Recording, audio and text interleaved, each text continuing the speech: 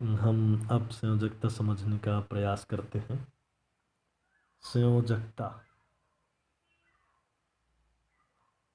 इसको इंग्लिश में वैलेंसी भी बोलते हैं। संयोजकता की परिभाषा होती है किसी परमाणु की सबसे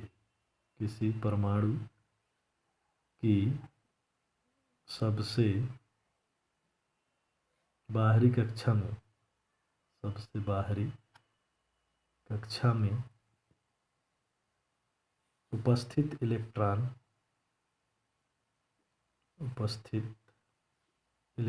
की संख्या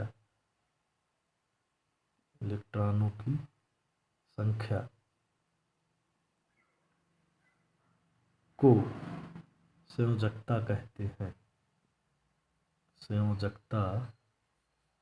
कहते हैं। अथवा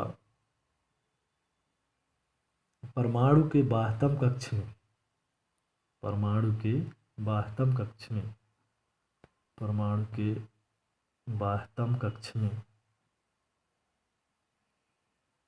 में इलेक्ट्रॉनों के अष्टक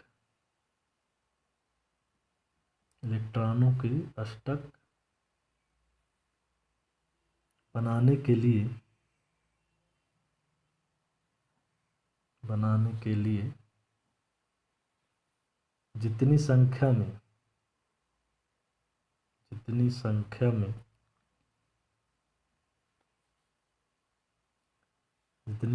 में इलेक्ट्रॉनों की साझेदारी होती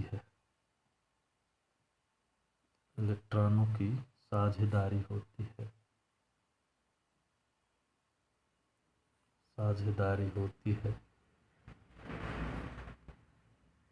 या स्थानांतरण होता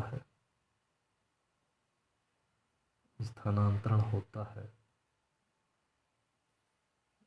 वही उस तत्व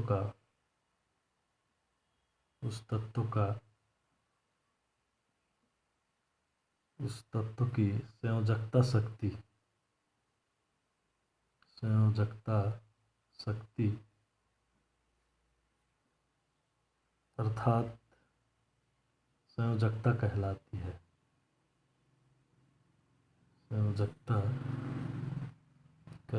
है। प्रिय विद्यार्थियों, इससे जानने के पहले हम थोड़ा बेसिक लेवल ज्ञान को जानते हैं। जैसा कि आप जानते हैं, परमाणु के कण मुख्यतः 3 होते हैं: इलेक्ट्रॉन, प्रोटॉन और न्यूट्रॉन। प्रिय विद्यार्थियों, प्रोटॉन और न्यूट्रॉन नाभिक के केंद्र में होते हैं।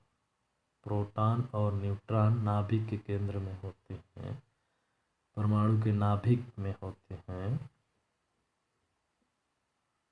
इन्हें मुख्य रूप से न्यूक्लियन कहा जाता है और इसकी बाद इनकी वृत्ताकार कक्षाएं होती हैं, जिन्हें हम वृत्ताकार कक्षाओं के नाम या कक्षा या ऊर्जा स्तर कोश के नाम के L, M, KLM, N से कैपिटल लेटर से प्रदर्शित कर सकते हैं। हम n बराबर कक्षाओं की संख्या लें यदि, तो n बराबर 1, n बराबर 2, n बराबर 3 और n बराबर 4। अब बोरबरी नियम के सिद्धांत से बोरबरी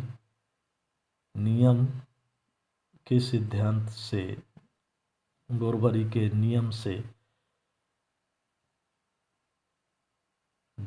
नियम से निम्नलिखित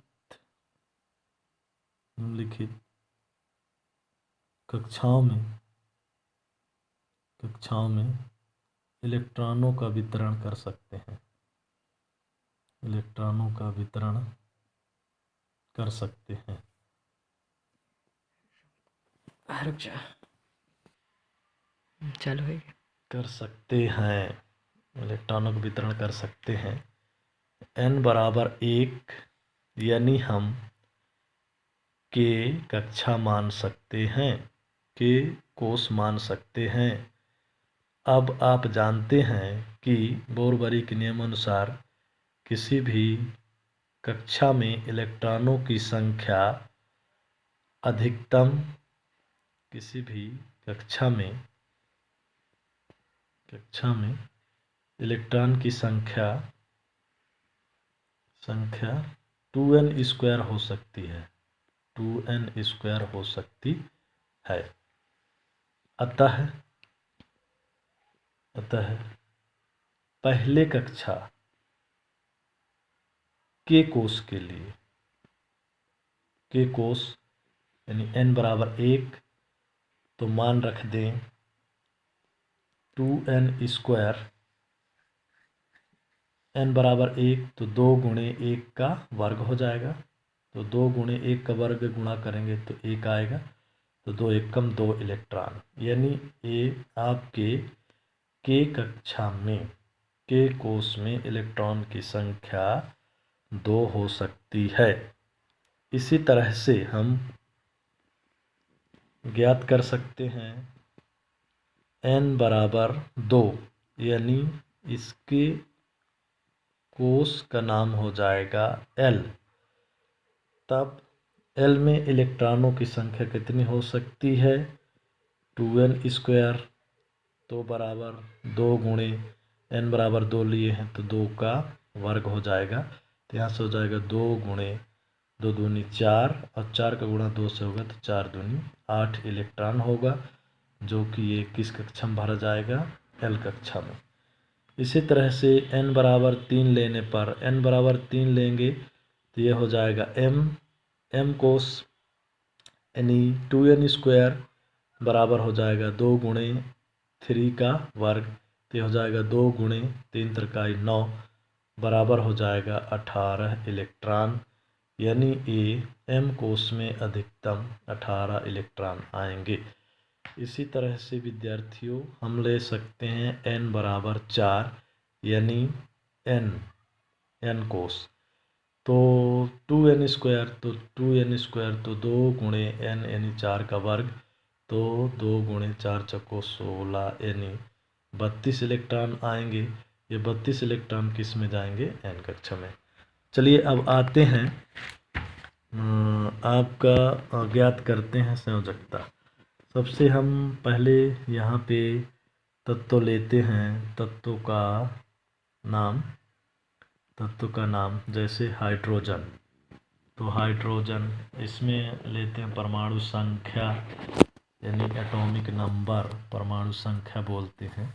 हाइड्रोजन का 1 होता है। यहाँ पे हम K L M N कोष में इलेक्ट्रॉनों को भरते हैं। तो यदि हाइड्रोजन है तो हाइड्रोजन का परमाणु क्रमांक 1 होता है, यानी यह K कक्षा में आएगा, K। तो इसकी संयोजकता हो जाएगी आपकी, इसकी संयोजकता हो जाएगा 1, क्योंकि बाहरी कक्षा में इसका इलेक्ट्रॉन कितना है, 1, और ये चलता है आपका 2 8 18, 2 8 8 2 8 18 32 इलेक्ट्रॉन के LMN कोष में हम भर सकते हैं। तो यहाँ पे जैसे आपका हो गया हीलियम का परमाणु क्रमांक होता है 2, के में कितना आएगा आपका 2 इलेक्ट्रॉन आता है, तो यहाँ पे 2 L में नहीं जाएगा, N में भी नहीं जाएगा। अब आप जानते हैं जब 2 की इसकी संयोजकता कितनी होगी, 0, क्योंकि इसमें जो 2 इलेक्ट्रॉन हैं ये एक कक्षा में L में पूरे हो चुके हैं, इसलिए इसको हम संयोजकता निकालते हैं तो यहाँ पे 0 हो जाएगा। हीलियम के बाद आता है लिथियम का परमाणु क्रमांक होता है 3। तो के में अधिकतम होते 2 इलेक्ट्रॉन, 1 इलेक्ट्रॉन बचा तो ये किस में चला जाएगा, एल में, एन खाली रहेगा। इसमें बाह्य कक्षा में इलेक्ट्रॉन की संख्या कितना, 1। तो लिथियम का परमाणु क्रमांक 3 होता है, तो 1 इसमें बाहरी कोष में बचता है, इसलिए 1 हो गया।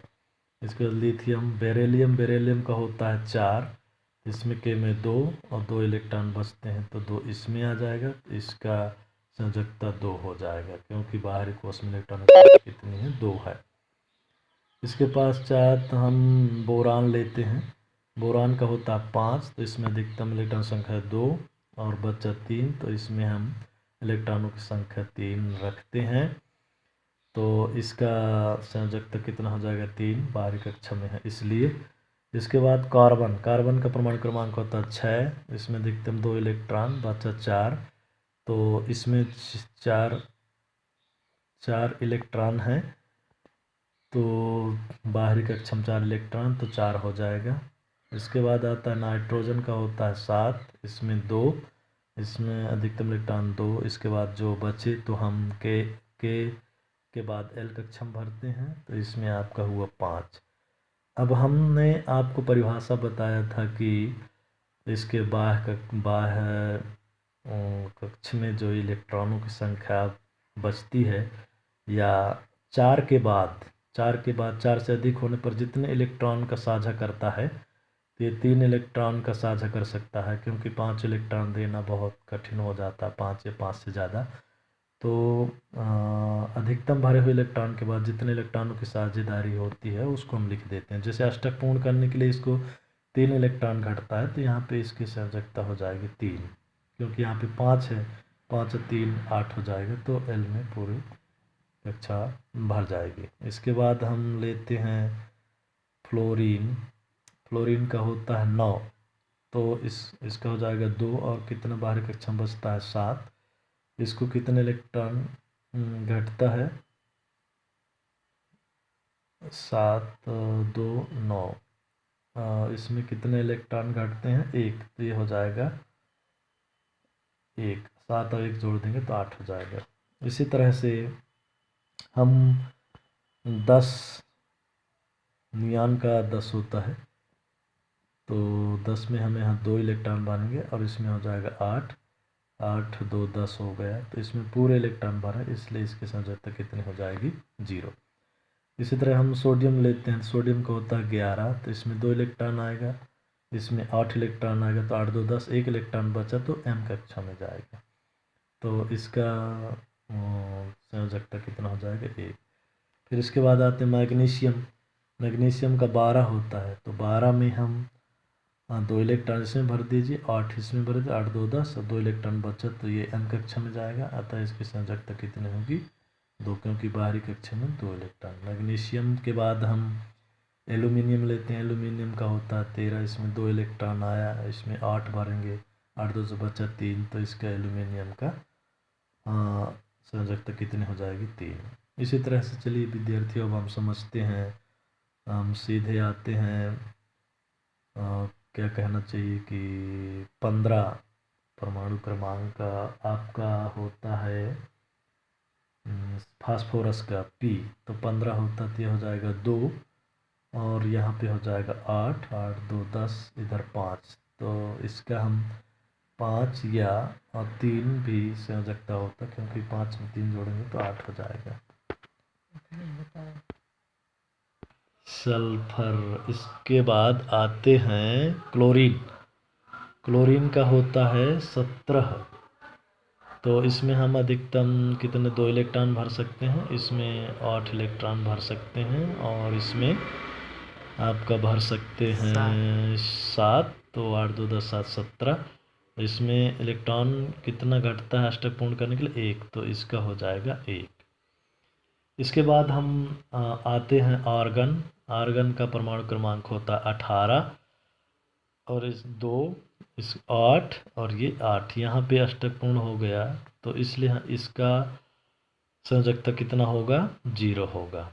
अब हम देखिए, जैसे उदाहरण के लिए हमने आपको नहीं बताया था, यहाँ पे ऑक्सीजन का 8 होता है, ऑक्सीजन का 8 होता है। तो यहाँ पे हम जैसे ऑक्सीजन का परमाणु क्रमांक 8 होता है, तो इसका इलेक्ट्रॉनिक विन्यास हम बनाएंगे 2 और 6। इसमें इलेक्ट्रॉन अष्टक पूर्ण करने के लिए कितना घटता है? 2। तो इसलिए यहाँ ऑक्सीजन की संयोजकता हो जाएगी 2। 2 संयोजकता हो जाएगी, ऑक्सीजन की संयोजकता 2 हो जाएगी। अब इसको हम कैसे भरेंगे? जैसे 2 है तो यहाँ पे आ जाएगा आपका K, और 2 के बाद कौन सा आ जाएगा? आपका अधिकतम 2 के बाद 3 आता है, 4 5 6, तो ये आ जाएगा आपका L कक्षा में आ जाएगा। ठीक है, इसी तरह से हम जैसे हमने आपको यहाँ पे परमाणु क्रमांक 16 वाला नहीं बताया था, तो परमाणु क्रमांक 16 आपका होता है सल्फर। सल्फर का 16 होता है, तो इसका लिखेंगे 2 और 8 और 6। तो यहाँ पे हो जाएगा आपका K कक्षा, यहाँ पे हो जाएगा L कक्षा, यहाँ पे हो जाएगा M कक्षा। क्योंकि आप जानते हैं K में 2 इलेक्ट्रॉन आता है अधिकतम, और L में आपका 8 इलेक्ट्रॉन। यदि L बराबर 2 लिए तो 8 इलेक्ट्रॉन आ जाएगा, M बराबर 3 लिए तो आपका 18 इलेक्ट्रॉन इसमें आता है। इसलिए हमने K में 2 इलेक्ट्रॉन और L में 3 से लेकर के 8 इलेक्ट्रॉन भरा। 8 से ज़्यादा होने पर M कोष में हम इलेक्ट्रॉन भरते हैं। अतः इसका अब हो गया 2 और 8, 2 10 और 6 16, तो इसमें 2 इलेक्ट्रॉन घटता है, तो सल्फर का आपका हो जाएगा 2 संयोजकता हो जाएगी। प्रिय विद्यार्थियों, आप समझ से गए होंगे। धन्यवाद। अगले वीडियो में हम फिर से नया चैप्टर लेके आएंगे।